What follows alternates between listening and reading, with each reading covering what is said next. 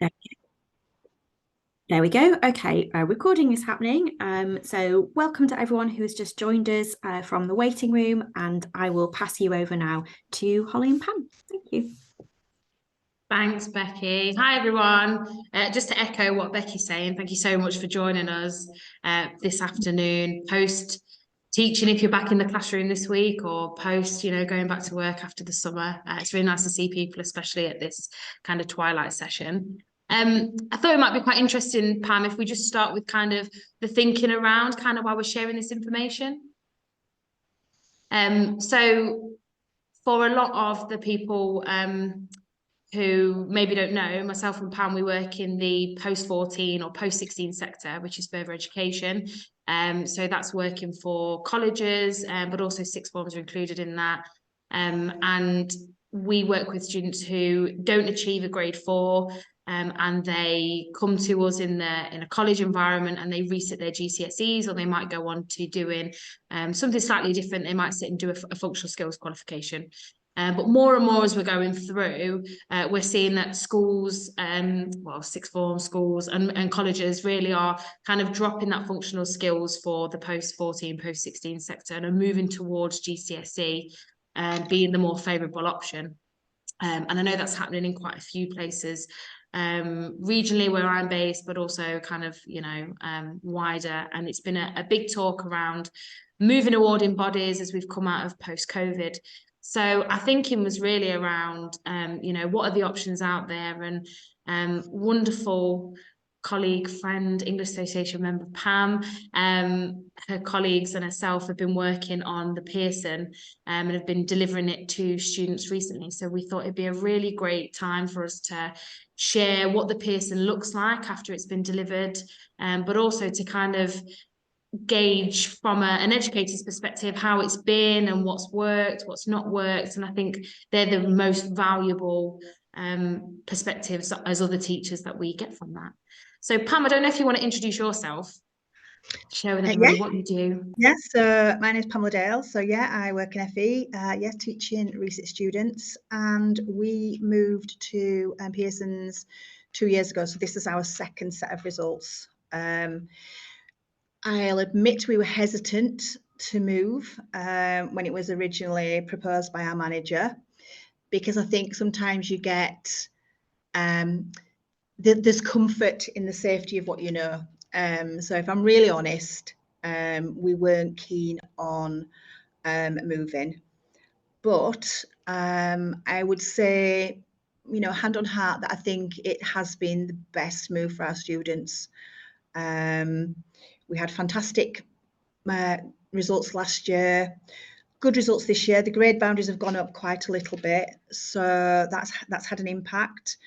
But we've had more high grades for students since we moved to Pearson's, and it's interesting seeing the students coming out of the exam hall, particularly this year was really noticeable. They were very upbeat, really reported that they enjoyed the exam, which is quite unusual for our sector. So yeah, this is our second year of delivering, and on the whole, yeah, I think it's been a positive move. Yeah, brilliant. I know from yourself and our conversations, it's been a really positive experience, and we talk quite a bit, don't we, Pam, about curriculum and how things look. So do you just want to kind of introduce a little bit what the 2.0 is like, just kind of from a broader perspective, maybe how it's different to some other awarding bodies, and kind of the background of why it was developed? Okay, so I'm not an expert on it, but I kind of have that knowledge through delivering it.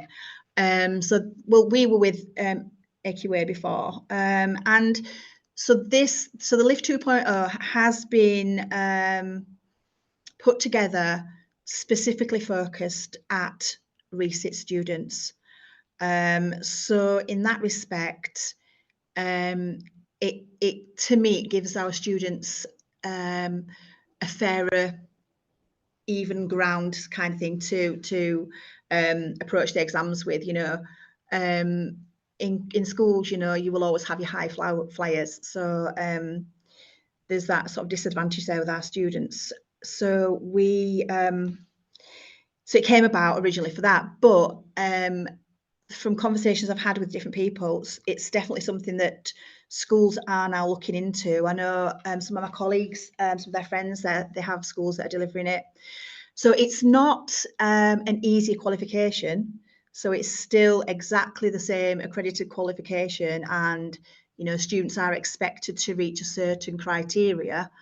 But I think it's a more accessible paper for our students. It seems to me it's a more modern approach, and the skills that they have to develop in the qualification are things that will see them through college, through to their work and adult life. So I think it has that more modern, and it's got a more diverse approach, I think. Yeah, definitely. And I think I know a lot of people are talking about how it looks, and there's kind of a feel that it's a hybrid almost of like a looking of a functional skills, but still with the testing of that at the GCSE. Would you say that's fair, Pam? I don't think it is a hybrid, to be honest. I do think it's legitimately, what it's supposed to be, a GCSE. So I don't genuinely see it as a hybrid. I do see it as a GCSE. Maybe this was one of the worries we had originally, but yeah, it's definitely what I would class as GCSE.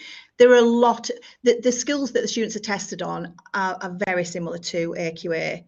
I suppose the main difference, if you think about curriculum, is the papers are swapped over. So paper 1 is non-fiction, paper 2 is fiction. And so I think for us at the beginning of the year, it gives us a more practical kind of approach rather than having to focus on the creativity side of things.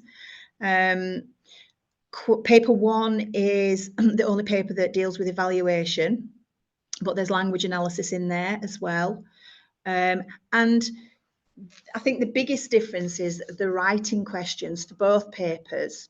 The students are given a choice. So you've got question 7 or 8 for paper 1, and for paper 2, which is the creative writing, there's again question 7 or 8, and then there are 2 pictures that students can use there to help them to formulate some ideas.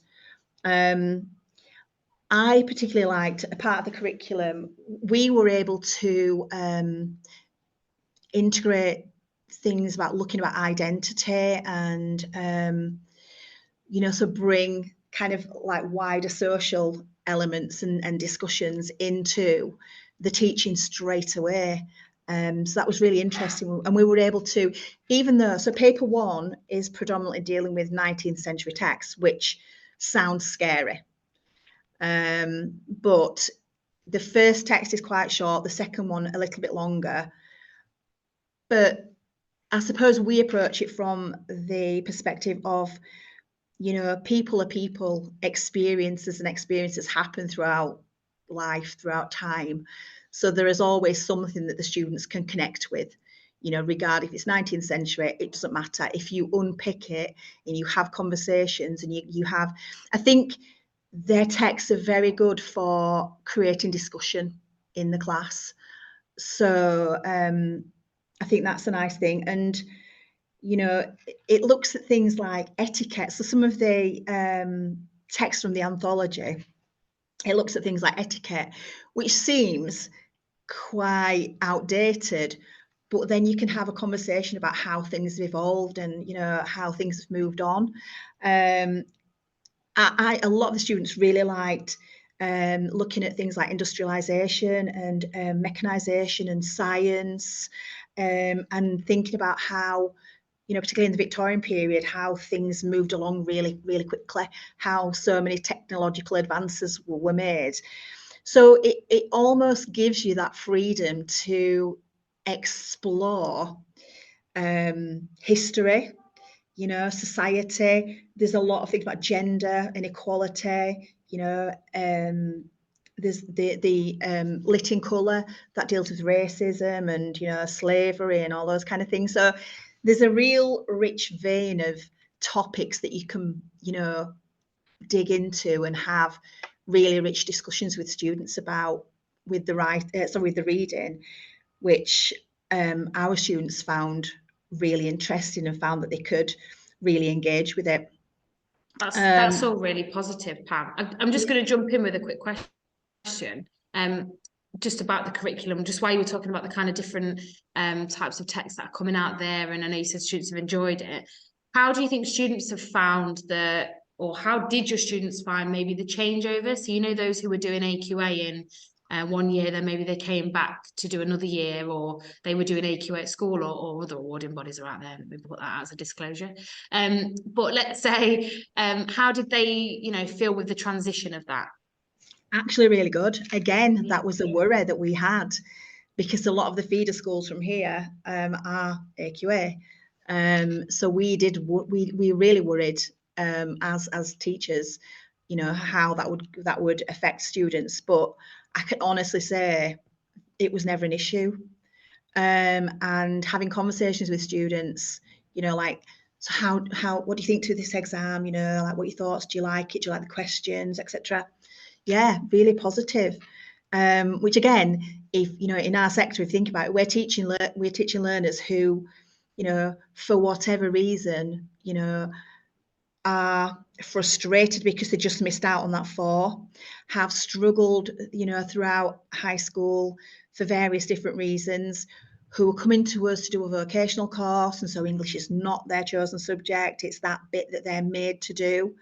So it you know, to ask them about that transition, there is definitely food there to be, you know, for them to complain about, but honestly, none of them complained at all.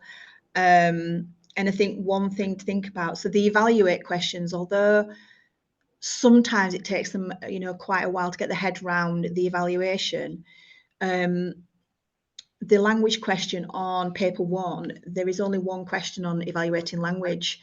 So again, for learners, you know, in our cohort, which is, there's a real struggle to remember the language techniques.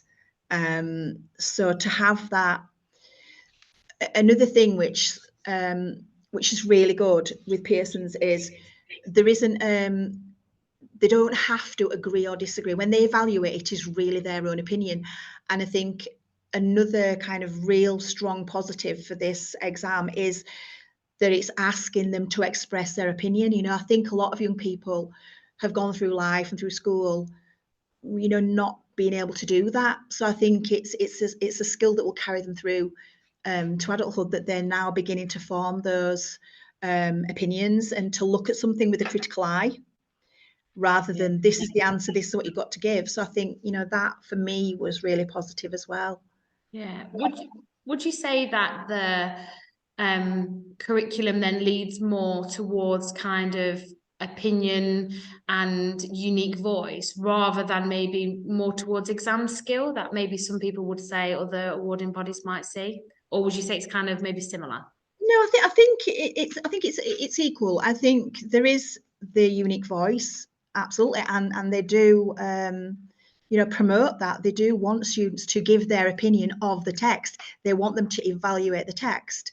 And so by evaluating, you have to consider, even though they're not asking you to look at the language in certain questions, you know, you do have to still evaluate how it's written and everything else. So so I think it's a combination. I think that they need the skills, and they're also being able to fine tune ways in which they give their opinion, and it's an opinion in a critical way, rather than, you know, just saying this text is rubbish. You know, Yeah, so no, I hear you. that, I you hear know. you. I'm going to move on to our kind of next question. So just as we're talking, everyone, if you do want to ask a question, pop it in the chat box and we can get to it either at the end or as we're kind of going along. There'll be some opportunity at the end for kind of a bit more Q&A with some of your questions as well with Pam. So let me go on to my next kind of question. So what do you think the benefits are for students studying and teachers delivering? There's kind of two parts there. So that's a big one. Okay, so students, I think, you know, that idea that they can formulate their own opinions, they can, you know, speak their unique voice. I think that the skills that they're asked to demonstrate in the exam are more in line with what they will need as they move through education. You know, Okay. so comparing things, giving those evaluations, giving their opinion, thinking about ideas and perspectives, which I know you do in the other exam boards as well. But being in the classroom and, you know, listening to the students' comments, there does seem to be that more positive feel towards it. They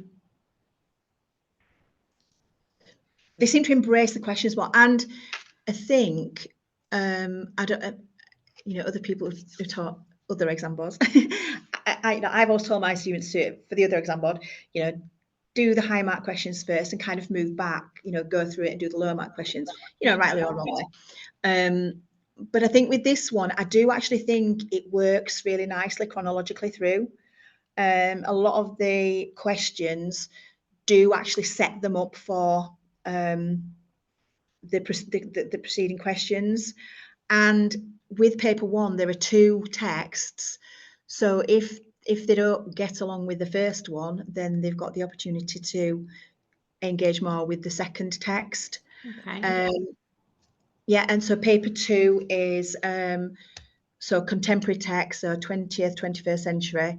Again, two texts, one fiction, one literary non-fiction. So again, there's a little bit more scope for them to hopefully find something that they can engage with. I think the writing is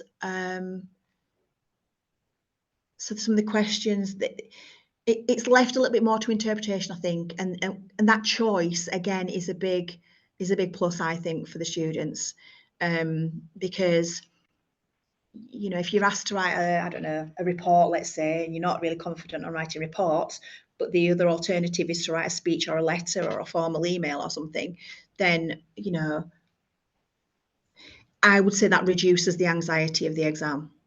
Yeah, And I hear I you with think, that one. yeah, and I think writing letters and, you know, reports and things. So reports are really nice and reviews are really nice because they can actually review something that they enjoy. So I think if you approach the curriculum with innovation and with an open mind and don't get bogged down by the fact that it's 19th century, then I think, you know, it's there to play with, it's there to do whatever you feel as an educator is necessary. So you don't have to stick to the 19th century text when you're teaching it, because you can teach the skills, you know, but then you can have those rich discussions that come out of the various subject matter from the extracts and things. Yeah, I like that, you know. I mean, as English educators, we're constantly looking for new resources, new texts, you know, quite a lot of things, aren't we? So I think that's really nice for teachers to know. Would you say what are the other benefits for teachers delivering with this one? For teachers, I think that, well, the buy-in from students is clearly massive. You know, if they're happy kind of working their way through the exam questions, then I think that's huge. I haven't taught it since sort of June, so I'm a bit rusty, but there's almost how can I put it? There's almost like a rhythm to the questions. They just fit together nicely. And particularly in paper two, so question 5 and 6. So 5 sets you up for 6 really nicely. So different skills, but it actually does set the students up. And some of them, because it's asking the students to synthesize and to analyze and to evaluate, then sometimes the students are actually quite surprised that the answer's so easy, you know, to find the answer, should I say, is so easy, and actually a little bit of common sense. So I think for us as educators, that's a positive. It's really nice to be able to, I really liked anyway, having conversations about etiquette and gender and femininity and masculinity and all those, because you can really get your teeth into those wonderful discussions. And I also loved teaching and exploring with the students, you know, science and technology and how massive changes occurred at certain time periods and things. And so with the fiction, again, you know, there are the same issues there. So I think for us, we were able to really think about equality and diversity and really sort of get our teeth into some subjects that were things that we needed to talk about, but were also helpful and linked to the exam. So it really kind of lit up the classroom a lot. This sounds great, Pam. I'd love to be in your classroom talking about all those fun things. I'm going to move on to our next question because we've had quite a few interesting comments in the chat, some questions, and I think they'd be really good for us to talk about at the end as well. And I think they'd be really beneficial for teachers and HODs and people who are thinking about moving, or people who are going to, you know, go in and maybe share this with colleagues. Yeah. So it kind of leads on really nicely from the benefit of teachers. You spoke a lot about some of the resources that are available, but you've also spoken a lot about the other themes that have popped up. But what resources are available? Did you get anything in particular from the awarding body? Did they offer anything? I mean, you maybe are not privy to some of that information, but you might have been passed on. You know, what is out there really for teachers that you can get for this? Yeah, so on the website, so there's a course planner, there's schemes of work, there's I think it's a 6-week scheme of work with PowerPoints, with extracts, with examples. There's the anthology, so there's an unseen anthology for paper 1 with questions. There's an unseen anthology for paper, I can't get my mouth around that one, for paper 2. There's the lit in colour. And obviously now, because it's been running for a few years, there are quite a few exam papers that you can access. I've made some exam papers and I didn't find them too hard to make. So you can access Results Plus, which has been really helpful for us since we got our results this time. So you can go on there, you can see what student got for each particular question. So you can see, so for instance, if you've got returning students, by going on to Results Plus, you can really target and make it individual to those specific questions that they appear to have struggled with, which I really, really like. And also, which I didn't know this until today when I was having a little revisit, shall we say, but they're on social media. So you've got Twitter, you've got Facebook, there's a community on social media as well. So yeah, and some of the my colleague in particular with the lesson plans and the PowerPoints, again, this idea of discussion, you know, being something that's really helpful and useful in class. They used a lot of pictures to sort of get students to think about evaluation and things like that. And I know my colleague in particular really, really found those beneficial. I'll be honest, not so much for me. I think maybe it depends on kind of the teacher you are, but she really found them helpful. I tried them with my learners, didn't really go down that well, but she used them quite often. And so some of the visual things as well, her learners found quite stimulating and again thought-provoking and you know, they had lovely discussions with. So yeah, you are, I mean, because we were, again, because we didn't really want to move, you know, the idea of planning everything from scratch was terrifying. So I'm not going to lie, you know, it took us a while to get our head around the mark scheme, get our head around the questions, you know, to understand what they wanted exactly for each question. But you are supported. There is everything online, you know, the mark schemes. There are exemplars now that you can have a look at that have been marked. So there's lots and lots of support out there when you do actually start. More so now, obviously, than we had in year one. But I think, yeah, I mean, potentially you could literally just your first 6 weeks is planned for you, and you could use that. What I tended to do was use their PowerPoints, but then obviously make them my own, so individualize them, but use kind of the activities and things that they'd put down to sort of as a base, if you like, or somewhere to start, so that I knew I was heading in the right direction. And I think, you know, you've also got your colleagues, haven't you? We collaborated a lot as teachers. We kind of, what do you think about that? How do you do that question? So we did all that as well. But yeah, I can honestly say that there is the support on the website to sort of help you for that transition, if you like. That's really positive, and I think it's really positive. I mean, I can't speak because obviously I've joined GCSE at the time, and the awarding bodies I've been involved in as well. But I think it's really positive that as an upcoming kind of qual, that, you know, over time there'll be more and more resources like there were with any.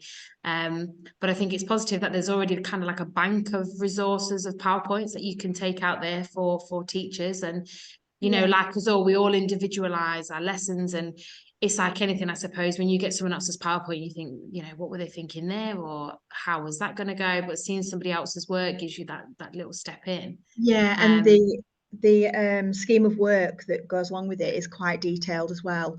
So again, you've got that to sort of back up things for that reason. Because yeah, if you just look at the PowerPoint, you'll be like, oh, okay, well, I don't really know what's going on. But the scheme of work clearly is really beneficial there. So I think, I don't think it's anything to be scared of, I think. And if I'm honest, because it does have that rich, kind of diverse subject matter and resources and things, the planning almost becomes kind of like it's natural, you know. You don't. It's not too much to think about, really. I'm just going to throw a question that's popped into my mind because that's the kind of person I am. Okay.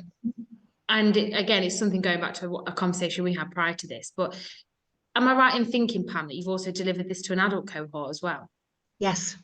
How did they find it?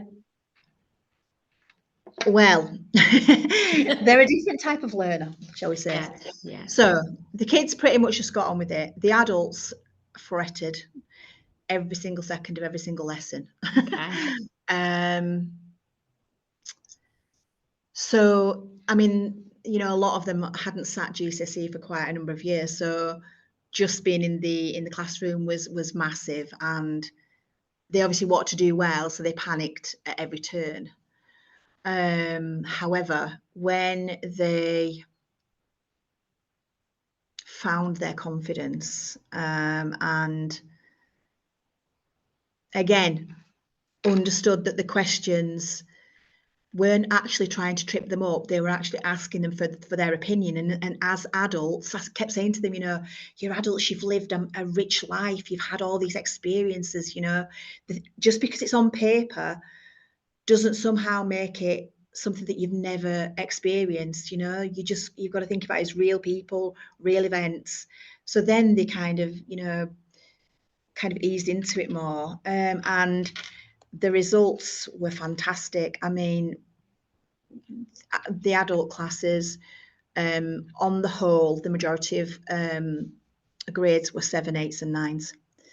So they really, really did do well with it. And again, this year, 100% pass for some of our colleagues. That the year the first year we did it with our adults, we had about a 98% pass. I think it was one person didn't pass, that's all. Wow, that's incredible, you know, for any cohort generally, you know, but for our adults as well. You know, we talk a lot about, you know, in post-16, our learners that are our study program students or pathway students, you know, depending on the terminology you use, but our adult students as well are enrolled in these courses. And at some points, you know, in other colleges, there'll be work-based learners and apprentices who are coming in and maybe going to be adopting the move from functional skills in some places over to a intensive GCSE at some point, or a long-term one.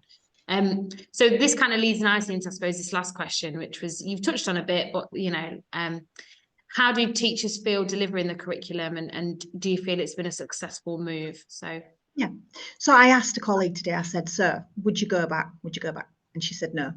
Now, she was the one that was vehemently opposed to it. She really, really didn't want to. She was very, very, very cross that we changed. And so I asked her today, I said, would you move back?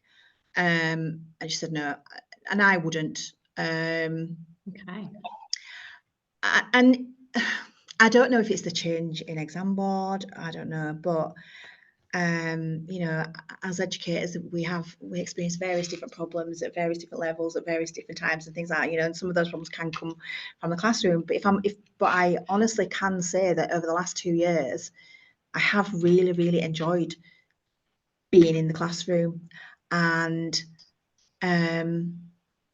there's been lots of moments where students have got it, and you know, you can see their confidence grow. And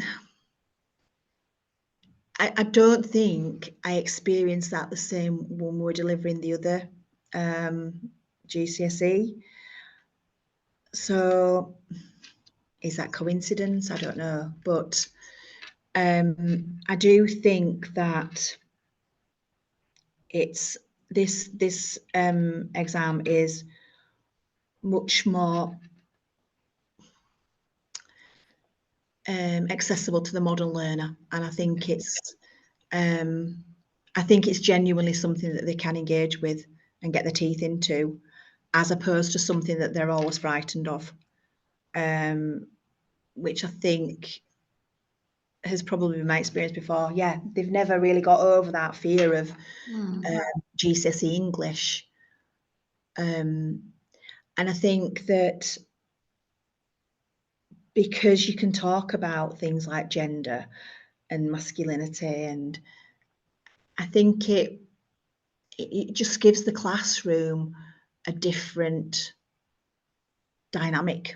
Do you feel that's because maybe you know, the students that we're talking about here predominantly, you know, being post 16, do you think it's because they're stepping into maybe a newer opportunity, so they've been gearing up towards that other awarding body maybe for a particular length of time, and it's been quite comprehensive and a challenging journey, that maybe because they're coming into something that's slightly different, they see it as more of another chance?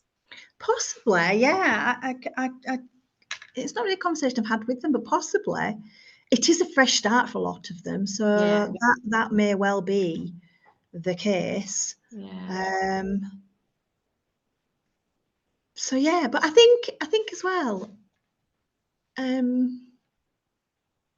just think there's that they could have that connection with it, which I haven't really witnessed with the other exam board.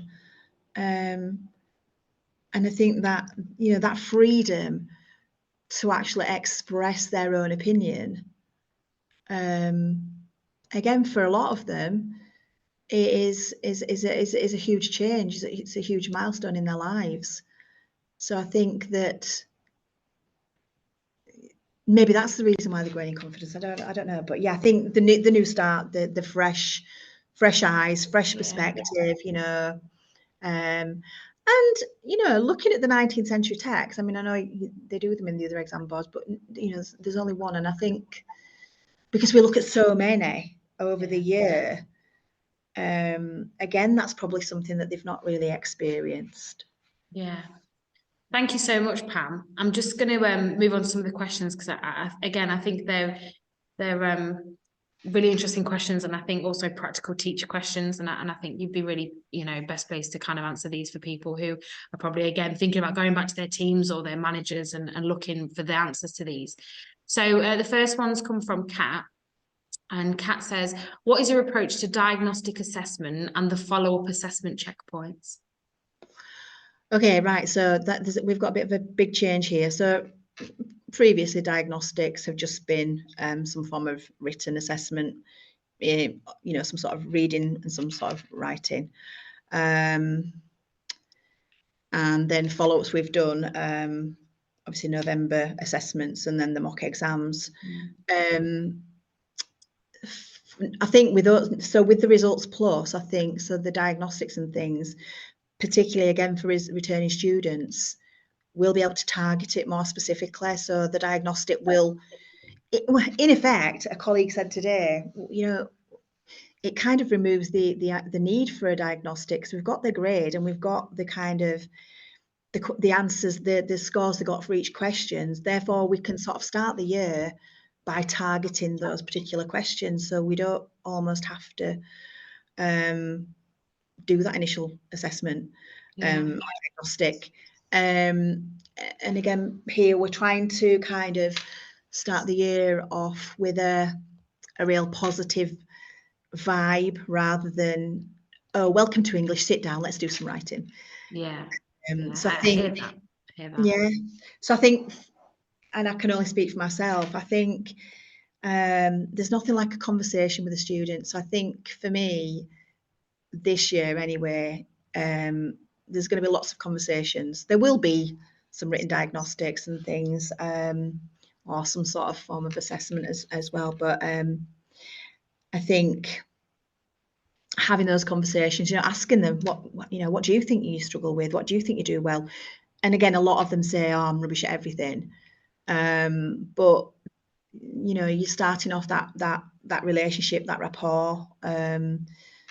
So yeah, traditionally our diagnostics have been the same as everybody else, you know, answer some questions, mark it, give feedback, you know, set some targets, and that's what would be. But I think, yeah, we're trying to sort of like move away from that a little bit. And again, so the results plus is enabling us to do that a little bit, particularly with returning students as well. I think, you know, not to speak on behalf of other English teachers, but I feel like that's a really nice way of starting the year, as you were saying. And I think, you know, in an ideal world, lots of colleges and sixth forms and resits, you know, would be going to that way as well, because we have all that data where students have been solidly working for a year. Not to be a data analyst, but I know how precious data is for managers and HODs and stuff. But you know, they work all year to get to that end point where they've really built up that momentum, haven't they? And then they go away and relax, you know, rightly so, for however many weeks, and then they step back in and they've had all that break. It's a bit, you know, you can't compare it to riding a bike. It's not just like getting back on and can you remember this? And you know, like we do when we kick back start into the year. So I think that's a really nice positive move. And I think as well, you know, these diagnostics, initial assessments, things like that, you know, they're not, for me, it doesn't really give us an insight into the future of the year for that student. I mean, this year had one student who'd come from Pakistan, never sat GCSE at all, had issues there, moved to England. And another student, so they did their mock exams in November, and both came out with 3s, and they finished the year. One student was 1 mark off a 9, and the other student got an 8. So they both got 8s, but one of them was 1 mark off a 9. Wow. I would never have known in November that that's what they were capable of. Yeah. But that building of a relationship, that trust, that dialogue of, you know, what do you think you need to work on? Kind of like, how can you improve? You know, get that mark scheme, you have a look at it. You know, enabled them to achieve fantastic results. You know, so I think we've got to remember as educators that that doesn't mean they're going to get this in August. You know, so it's, for me, it's that constant champion them, getting them to champion themselves, getting them to understand, right, I know I can do this, but I need to work on this. So how am I going to do it? But I've worked a lot this year on autonomy, you know, allowing them to take ownership of their journey. And I've been the one that's facilitated them to, you know, reach their goals. Yeah. I'm just going to move on to another question, because I'm just conscious of time. There's 2 really great questions I popped up as well. So, Kirsty's asked, can teachers access scripts completed by their own students in the exam digitally afterwards? Big ask, but I know other exam boards offer this. Right, I don't think so, but I'm not an expert on that one, so I don't know. Where at the moment we want to access some of the papers as well. So I don't know is the answer to that one. Sorry. Okay. I suspect contact the exam. You know, it would be. I may be able to let you know at a later date when we've had the conversation with the exam board. But I suspect if other exam boards do it, I'm sure that you probably could. Yeah, I know obviously other exam boards allow you to access it, but I think some of them offer it for free, don't they? Some of them offer it at a paid price, so it's finding that out. But yeah, that's fine. Thanks, Pam. Joe's asked, do you have any thoughts on accessibility for students with SEND, especially autism? I can't. Well, again, it's not something that I've had any real issues with. It's not something that It's not something that I've given a lot of thought to, if I'm honest, because I haven't really had an issue with it. Last year, I would have had more students with those needs, but they seem to be able to engage really well. Again, I think it's that thing about it just being about life and about having conversations, and you know, if it means you've just got to spend a little bit more time with somebody to sort of go through things. But I can't honestly say that I've had any issues with accessibility for people with SEND or autism or anything like that. Yeah, nothing springs to mind at all, really. I don't know. Have you ever has that come across with you for anything? Me? Yeah. No, I suppose we're not we're making the move to Pearson, so this is really interesting for me to be a part of where I am at the minute. But it's really something mindful of, I think, that I would look at across college, you know, because we're not a centralised English department, so we have people in areas. So we have a team who explicitly deliver in SEND supported learning. Then we have our other areas across college. So we will teach students with individual needs such as autism amongst our classes. So I'll be able to answer that one maybe a little bit later on. But I would say the first thing I would say is, you know, if you can, because there are some samples out there, have a look at on the website and have a look at how the questions are based, because there are some kind of lower stake questions to higher stake questions, aren't there, Pam, in terms of how it looks. So there's more questions, but they're more broken down. So that might be in favour for some of those students.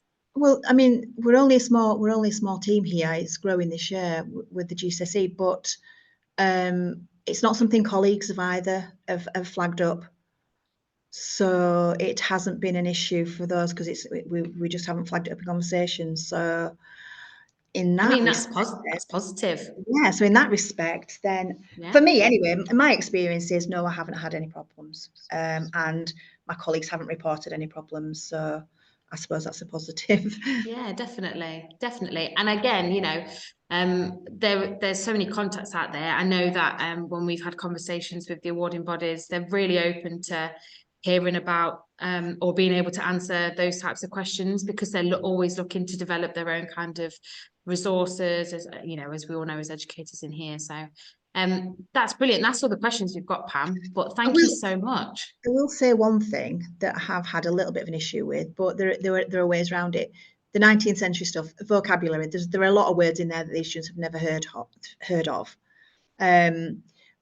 But it's a way of improving their vocabulary. But also, what I tended to do was just tell them, ignore that word, just keep reading. You will eventually get, you know, be able to understand what's going on.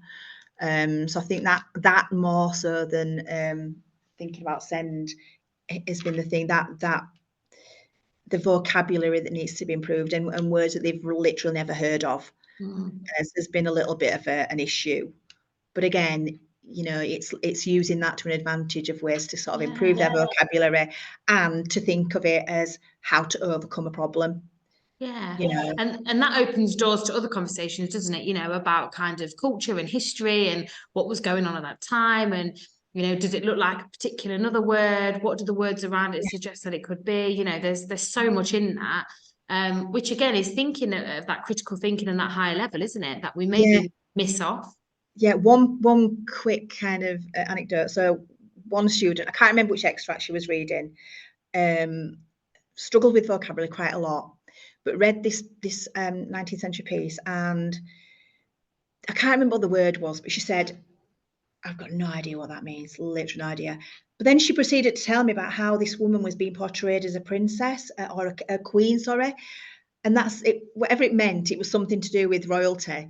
I said, well, you understood, you knew what it meant, you just had never seen the word before. So by continuing to read, she'd actually picked up and then made a really, really fantastic inference in the process. So it was actually really a lovely moment. Wow, I think that's a really nice note to end on, because we're just running a little bit over. But thank you so much, Pam, for all of your expertise, and for everyone really for joining us. And I'll pass back over to Becky just to close off. Yeah, thank you so much for sharing your insights and experiences. I've really enjoyed these sort of positive and practical things that you've shared with us this afternoon. Thank you to everyone for joining us. And just as one final thing, again, it's our volunteers that make this work possible, and our members that enable us to offer these events for free. So do take a look at our website and consider joining as a member if you haven't already. Have a look at our events. We've got lots coming up in the new term. So hopefully I will see you all at another event soon. Thank you very much and have a good evening.